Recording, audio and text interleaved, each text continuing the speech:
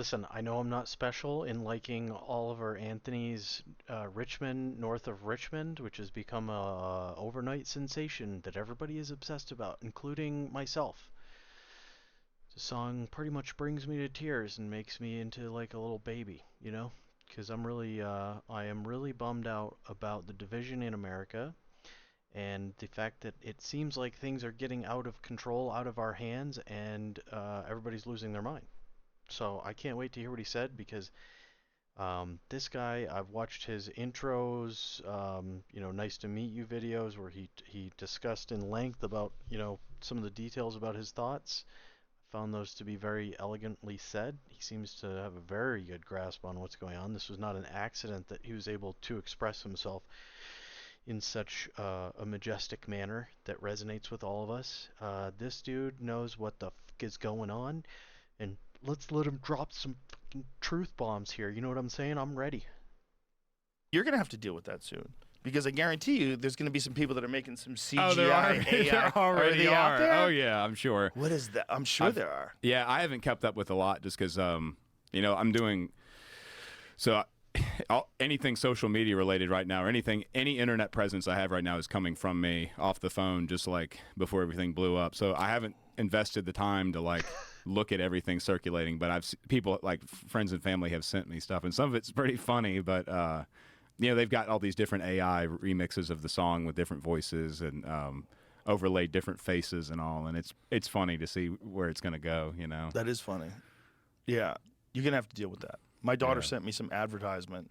She goes, "Did you do this advertisement?" I'm like, "Nope, nope, that's not really my voice." Yeah, I mean, like it is my the voice. day after the day after Wow. things blew up, one of the towing companies had an ad on Facebook that had it wasn't really me, but it was a red beard and like the side profile of sunglasses looking out the window. I'm like, okay, How dare you? I guess I've made it anyway. That's when I realized like people are already ripping things off. And what's crazy is like every shirt that I've worn anywhere in public, there's there's a organization that I'm not like officially related to or in any way have done anything with, but it's a friend of a friend in the neighborhood. It's called Nets with Vets, and they take out veterans with PTSD and let them go deep sea fishing. And so he asked me last minute just to wear his shirt at one of the concerts. And do you know now there's like 1,500 listings online for counterfeit Nets with Vets shirts?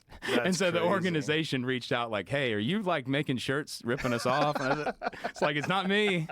So it's like, it's a weird thing. But yeah, I've already experienced a lot of that stuff. Not so much on the AI side, but just, I don't know, the internet's just such a rowdy place, Oh, it's so rowdy. The world's a rowdy place. It is, and maybe people bring their best and their worst on the internet. Like I've always tried to stay off social media as much as possible, but I've learned very quickly that like Twitter and Facebook and stuff like you see comments and feedback from people, both overwhelmingly positive that maybe you wouldn't get in a personal conversation, but also like overwhelmingly negative too. Yeah. People just use that as a vent. They just take whatever seething hatred they have inside of them. They're like, oh, I'm getting that guy with it. If you had a song just about love that resonated like that, it would be almost impossible to hate you. But you have a song where you're talking about how people are fed up with shit, and it obviously resonated. I mean, I've seen songs go viral, but that's pretty bananas, son. your shit went to the moon right away. And God, I'm not sure who sent it to me. I'll have to find out who sent it to me, because it's one of those things where like once one person sent it to me, then it was like dozens of people were sending it to me. It's funny because originally that song wasn't really even in my top 5. Like, it's not normally the type of song. I've written songs with similar messages, but as far as that sort of like, I guess, anthem format is what people are calling it. It's like an anthem. Like, that's not something I would normally write, but it's an unlikely anthem. Yeah. Insane times. It would be an unlikely anthem. Yeah, I had no idea that song would react the way it did. At least in my case, I think the one thing that's helped me too is that my singing isn't the best, but I've never had any like vocal lessons or anything. So the way I sing is just the way I sing. And so like I think even the same way with her and other people, it's like maybe rough around the edges. It could be a little pitchy, or it's you're not using the right part of your face when you project and whatever. And so like on paper things aren't quite right, but to the Yeah. I guess to another human it sounds Fuck yeah. right because it is what it is, you know. It's authentic. Listen, let's fucking address this right now. People don't necessarily want this curated content. Whoever that Navy guy is that's putting out raw shit, and he's already famous. He's still in the Navy. I don't know, but I mean he's like sitting in front of a bonfire drunk, singing a song like, and it's awesome. I love listening to people just mess around and come up with songs, just learn to play an instrument. My favorite music is not always like, oh yeah, let's get it in the studio and auto tune it and make sure you use the right technique. Shut the fuck up. Just make good shit, you know what I mean? And sometimes you're just spitting hot fire. Dylon, Dylon, Dylon, Dylon. I spit hot fire. That's the country. This is the country version of fucking Dylon. Spits hot fire. Yeah. Yeah, I don't think there's any right way to do anything. I mean, it's like you see it in everything. There's a person who violates the rules, and they're the best at it. And then the rules almost morph into whatever that is. Like, it's funny, like with music. Yeah, music has, country in particular, but music in general has gotten way too wrapped up in like this algorithm of how many beats per minute it needs to have, and Fuck how many that. verses and how they need to be layered. And it's like they've almost created this sort of like industry standard, like OSHA rule book of how music needs to be performed. And so like you can only do that so many thousands of times before people are like, okay, what else? That's why all the shit sounds the same, dude, because it's all being produced to the same fucking set of rules, and they can go fuck themselves. This shit is fucking fire, and he's already put out another banger. Some of his other stuff's okay, but like the two most recent, the Richmond, North of Richmond, and I Want to Go Home, bangers. Is Yeah. there, you know? Well, people like that too. That's the thing. There's a lot of damn people. There's Yeah. a lot of people. The problem, I think, with a lot of people is they want you to like what they like. And if you don't like what they like, what you like sucks. It's funny like that, man. We're so tribal. We are Yeah. tribal with our cell phones. We're an Android or PC. We're all Android about people. brand. And this is the problem with left and right. This is why we can't agree on anything, because we're more worried about our side winning than what's best for humanity, because we're such fucking tribal assholes, and we're devolving back into tribalism as the political leadership separates us into two fucking tribes. Stick Yeah. together. It's like we're so weird. Mm-hmm. We're so weird, but we're like that with our musical tastes. We're like that with our cultural sensitivities or our cultural sensibilities, rather. Like the way we feel about life and how life should be. We want everybody to kind of think along the ways that we think. Mm-hmm. It's very strange. And when a person like yourself gets labeled a right-wing, left-wing fanatic, like right out of the gate. both in like a week and a half, then yeah, at least I know I'm doing something right. Like to me, Yeah, they're looking for your Biden campaign contributions now. They're going through your fucking taxes. The whole thing is so bonkers, man. Like, can't they just accept that you made a great song and people enjoy it? Yeah. Why does it why do people have to attack it? Well, I think it's just for whatever reason I'm the subject matter the last couple weeks, and in everyone's defense, I probably haven't. I've waited for this opportunity, I guess, to really have a real conversation with somebody about whatever it is I am. So people are just trying to find who's this Oliver Anthony guy, and what is he, and where does he work, and who did he vote for, and what's his family like, and yada, because they want to sort of build this image of whatever it is that the person behind the song represents, for better or for worse. The Right. people who agree with it want to. I don't know. It's really funny to watch on my end, because obviously I know what's true and what's not, and so like just even what I've skimmed through of people sending me like singing at the This is not partisan politics. This is talking about everybody in America who's not rich and part of the fucking ruling class. You're not a CEO or above, and you're not an elected official who's only supposed to make $175,000 a year, but somehow after a couple years in office, they're fucking millionaires. Explain to me how that fucking works. So there's only two fucking parties, there's only two fucking groups, and it's not Republican and Democrat, it's not black and white, it's not any of those things. It's fucking rich and poor, and there's a fucking 99.99% chance that you're not fucking rich. Check your bank account. Do you have over $1 million in the bank account? Are you making over maybe five to $700,000 a year. That's entry point for maybe being rich, maybe being able to buy your way out of a crime or something like that. Maybe you got the horsepower to start to have some influence with your money. If you're not there, then you're fucking poor like the rest of us. So why don't you get on our fucking team? You want to be tribal? Let's be poor tribal and rich tribal and say, hey, hey, hey, hey, hey, hey, hey, hey. How come we got nothing? We used to have the middle. Now we got nothing. We got the scraps. What are we fucking eating under the table? At least let us eat at the fucking kids' table, you fucking assholes.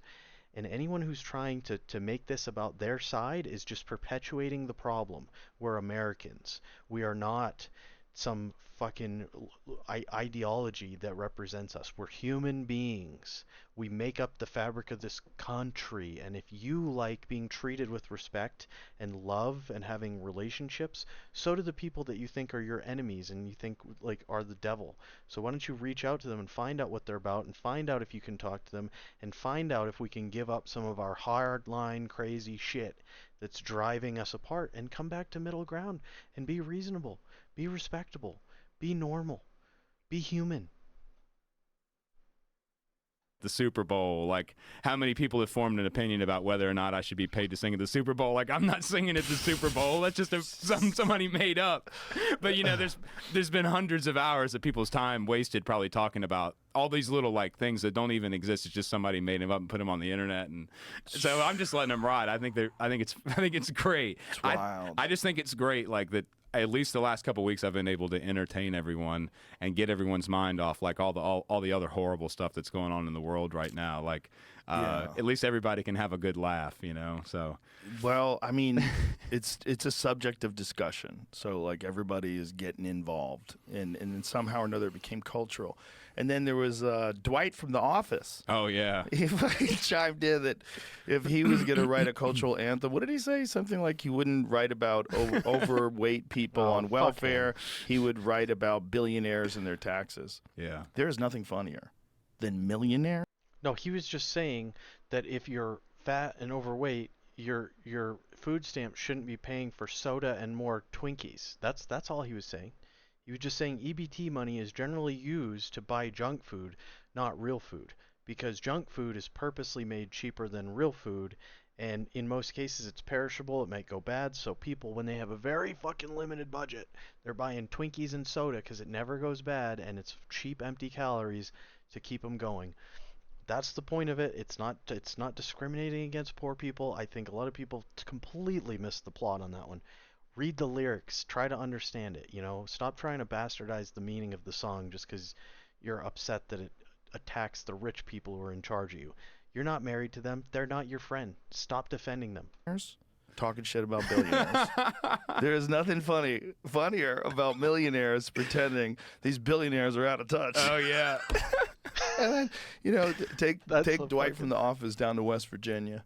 Take him through those coal mining countries. Take him through those places in Appalachia where people have extreme poverty and pills have ravished those areas. Take him through there. And it's everywhere. Yeah, the sad thing is it's everywhere now. It's not. Yeah. It's funny. People right off the get-go, I guess because it was Radio WV that posted the original video, but like I've never once advertised myself as being necessarily from the mountains. My grandfather grew up in western part of Virginia, the mountains, but I'm from Farmville, which is technically Piedmont. But even throughout rural Virginia, that poverty is a big issue and drugs are a big issue. And I mean, it's not just even in the rural areas. You go into downtown Richmond or any downtown anywhere for that matter. It's almost like these problems exist everywhere now and I mean obviously they are because that's why the song resonated the way it did. The problem for me was I knew that I needed to do this. Like I knew I needed to. I procrastinated with music a long time. I mean, I'm 31. I've been playing guitar and singing on and off since I was a kid. Like my grandma was in a band years ago, and so I remember as a little kid, what got me interested in all of it was going, Dukes of Hazzard when I was a kid. I was like 5, and I used to sit with my grandma and we'd sit and watch Dukes of Hazzard and watch Waylon Jennings pick that guitar. Of course, I had no idea who Waylon Jennings was, but that I just fell in love with that, and so grew up listening to like that 70s country, and she loved all the old stuff like the 50s and 60s, and even in the 70s, even, you know, Janis and all that. And so like she really introduced me a lot into music when I was a little kid. And so like I just kind of held on to it, but never pursued it the way I should. And then I'd play at a bonfire party, or I'd play at whatever, it's a friend's house, and everybody's like, man, you got to do something with this. You know, you don't want to waste this talent you've got and whatever. And that would almost make me feel even shittier, because I'm like, oh man, I suck. Like I'm such a piece of crap for not doing something with this. And so yeah, like when I was outside of work, it's like I'd drink, I'd get just absolutely stoned, and I would just sit around and try to think about anything but what it was that I really needed to be doing, which Been was there, like, brother. And so it's kind of like funny, but that's ended up what kind of sparked me into like writing all these songs and doing all this stuff, because it's like I don't know, just like with you, probably with what you do, jiu-jitsu or whatever, it's like for me, songwriting it gets my head, like you said, getting your head clear, you know, because that's all you. Weed's not that bad, but get off the booze. That shit is toxic. Literally a poison. It replaces the reason that you lose your motor function is because it replaces the fluid that normally conducts your the signals between your nerve synapses gets replaced with alcohol, so that's why it starts misfiring, because it doesn't conduct the signal properly, so you lose coordination. And in addition, it is literally a toxin that your liver has to filter out. It is empirically a poison. Marijuana is not a poison. Alcohol is worse than marijuana. End of statement. You can, songwriting is interesting for different people, but now that I've been in the industry for 2 weeks, and I've talked to like, now that you've been in the industry and conquered it, now that I'm an industry expert, it's like some of the other musicians I've talked to, like the people I've looked up to over the years, they experience this too. But certain people, when you songwrite, it's a very, it's dramatic. Like, do you write all your own songs? Yeah, but it's. Have you been accused of not writing your own songs? Very early on, yeah, because since I guess it's not even my stage name, it's Oliver Anthony Music, and so it's supposed to represent music from, you know, Oliver Anthony Music as my grandfather, and so he grew up in the 30s in the mountains and used to tell all these wild stories about how life was back then, but the music's just sort of a characterization of like that period in time and those people, you know, and that's. So yeah, when so your real name is not Oliver? Christopher Anthony Lunsford is my real legal name, and so that's what's on like if you look up the songwriting. Why did you decide to sing as Oliver Anthony? Just in well, like I said, I just had the YouTube channel listed as Oliver Anthony Music, just because like that's sort of the demeanor, or the, like I said, the character I was like that older Virginia style music. Like if you go on YouTube and you look up that type of music from back then, like those old recordings of people, like that's what I just love, that type of stuff. Do you think you're going to keep that name? Yeah, I mean, a lot of people still call me Chris, and I've posted on social media, call me whatever. I mean, I've been called a lot worse than either of those things, but yeah, it'll stay Oliver Anthony Music indefinitely. Yeah, it's a special name, and it's a special name to me not only because it was my grandfather's name, but it's sort of like, to me, it reminds me of how different things were back then. But he was born Oliver Anthony, but everybody called him Anthony growing up, and so like. He always thought his name was Anthony Oliver, and last name Engel. And so, like, it wasn't until he was in his 60s and going to retire, he realized that his name didn't match his birth certificate. So he had to actually change his legal name when he was in his 60s. But it's because he back thought his then, name was Anthony Oliver. Yeah, and so his whole life. But his legal name was, and so it's and his parents named him. So it's just like, but all the paperwork back then was so scattered up because a lot of people were illiterate, and of course documents weren't tracked as well as they are now, you know. And so it's like, there's people in the family that have a different spelling and it's the same last name, but a few letters are different and stuff. But it's just kind of cool. Like, but he just thought that was crazy. He had to change his name when he was 65 so he could draw his retirement and all, because his Social Security and everything was under a totally different name. But that's crazy. So it's just special to me. He's like the only other one in the family like me. Most of our family's like average height, 6 feet and under, but he and I were both, 6'6", redheaded, left-handed. Like, I don't know, in a lot of ways, I thought it was special to kind of respect him. He passed away in 2019, and that's kind of when I guess that's when I first kind of adapted the name for the music. I didn't really get serious with anything until probably 2 weeks ago. Yeah, until a couple weeks ago. Probably until I think I uploaded the first original, like when I decided I was in it to win it, and I really wanted to make this thing happen. It was probably probably May of last year when I uploaded Ain't Got a Dollar, or it might have been Rich Man's Gold was the first one I uploaded on YouTube. But that's when I decided, like, all right, I'm doing this thing. But yeah, So you were just smoking too much weed, drinking too much, and just procrastinating.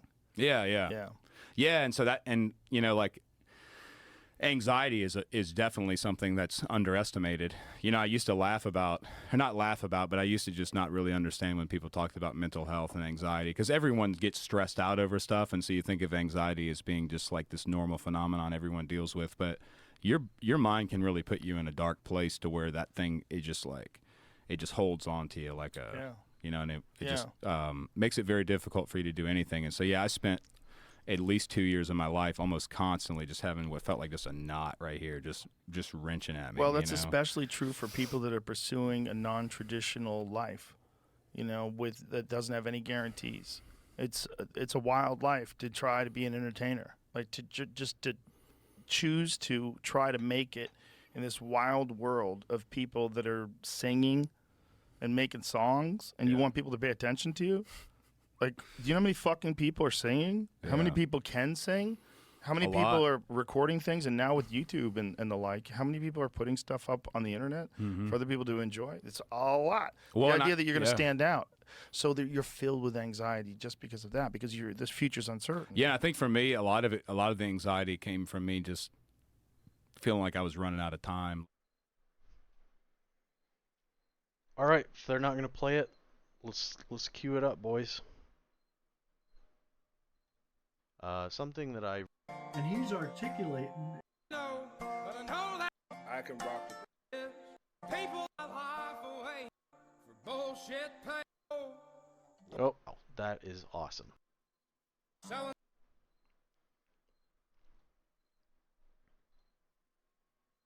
my soul, working all day, overtime hours for bullshit pay, so I can sit out here and waste my life away, drag back home and drown my troubles away. It's a damn shame what the world's gotten to for people like me, people like you. Wish I could just wake up and it not be true, but it is. Oh, it is. Living in the new world with an whole soul. I can rock with it. These rich men north of Richmond, Lord knows they all just wanna have total control. Wanna know what you think, wanna know what you do, and they don't think you know, but I know that you do. 'Cause your dollar ain't shit, and it's taxed to no end. Okay. Those are rich men, those are rich men. Oh, this is true. Tell 'em, buddy. Some of us can't say what we absolutely know is true, and he's articulating... I wish politicians would look out for minors, and not just minors on an island somewhere.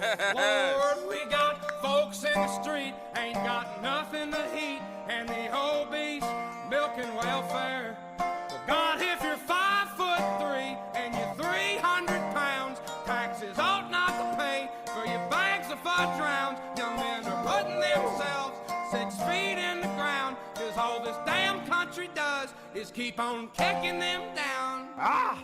Lord, it's a damn shame what the world's gotten to for people like me. What?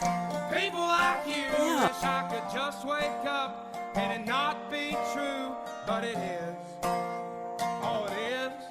Living in the new world with an whole soul.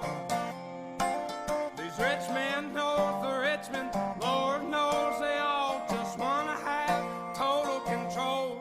Wanna know what you think, wanna know what you do, and they don't think you know, but I know that you do. 'Cause your dollar ain't shit, it ain't. And it's taxed to no end, 'cause the rich men north of Richmond.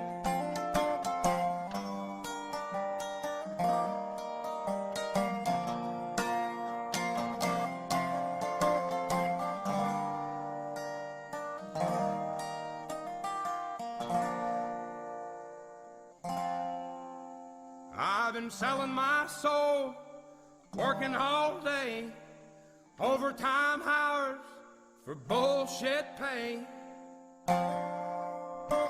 Damn. Damn. Just amazing. And I think everybody's also triggered because he's talking about the Lord. And that seems to be a topic that you're not supposed to talk about anymore. I don't know. I'm just a conspiracy theorist. What the hell do I know? You know? All I know is that song rocks the fuck out of these drums, Dale. I'm gonna put my nutset on your drum set. You know what I'm saying? That's how I feel about it. Hope you guys enjoyed this. I hope you guys enjoyed the interview and the song. Take care. I love you guys, and I'll talk to you again soon.